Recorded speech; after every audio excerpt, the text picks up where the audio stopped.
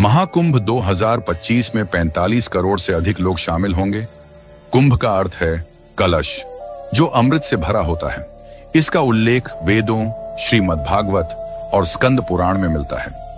एक बार दुर्वासा आर्षि इंद्र से मिलने स्वर्ग गए। इंद्र अपने हाथी ऐरावत पर सवार थे। दुर्वासा ने इंद्र को फूलों की माला भेंट की, जिसे इंद्र ने अपने हाथी की सूंड पर रख दिया।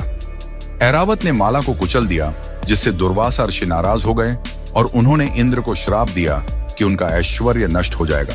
इस श्राप के प्रभाव से असुरों ने स्वर्ग पर आक्रमण कर दिया और देवताओं को पराजित कर दिया। देवता ब्रह्मा जी के पास गए, जिन्होंने उन्हें विष्णु जी से सलाह लेने की सलाह दी। विष्णु जी ने देवताओं को समुद्र मंथन करने की सलाह दी, जिसमें असुरों की मदद से अमृत प्राप्त होगा।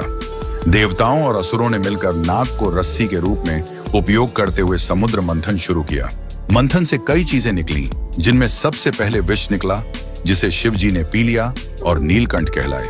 इसके बाद कई रत्न, लक्ष्मी जी और अंत में धन्वंतरी अमृत कलश लेकर प्रकट हुए।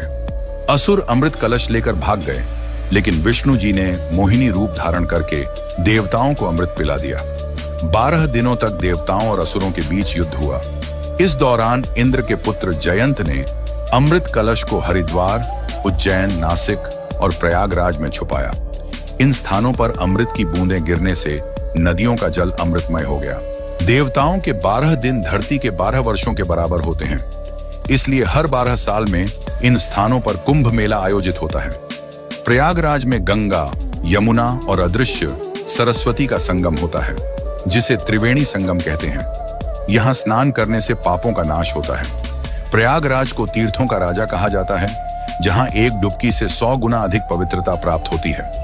यहाँ के प्रमुख स्नान पर्वों जैसे पौष पूर्णिमा, मकर संक्रांति, मौनी अमावस्या, बसंत पंचमी, माघी पूर्णिमा और महाशिवरात्रि का विशेष महत्व है।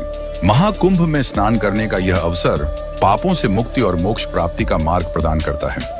देवताओं के साथ स्नान करने का यह शुभ अवसर सभी को आध्यात्मिक लाभ प्रदान करता है और यह पवित्र स्थान सभी तीर्थों का राजा कहलाता है। मान्यता है कि यहाँ एक डुबकी लगाने से 100 गुना अधिक पवित्रता प्राप्त होती है। यही कारण है कि हर 12 साल में यहाँ लाखों लोग अपने पापों से मुक्ति पाने और मोक्ष प्राप्ति के लिए आते हैं। महाकुंभ के समय प्रयागराज में बड़े पैमाने पर व्यवस्थाएं की जाती हैं, जहाँ दुनिया भर से आए श्रद्धालु ठहरते हैं। यहाँ धार्मिक गतिविधियों के साथ साथ सामाजिक सेवा भी की जाती है और संकीर्तन जैसे कार्यक्रम आयोजित करते हैं, जिससे आध्यात्मिक वातावरण और भी अधिक पावन हो जाता है। महाकुंभ 2025